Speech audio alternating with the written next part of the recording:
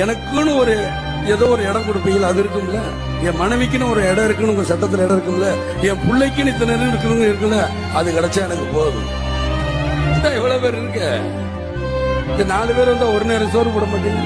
என்னையா காசு காசு காசு பணம் படப்புவாங்கயா நீங்களும் உங்க காசு என்னையா கோடி கோடியா சேர்த்து வச்சு எங்கயா கொண்டு போறீங்க?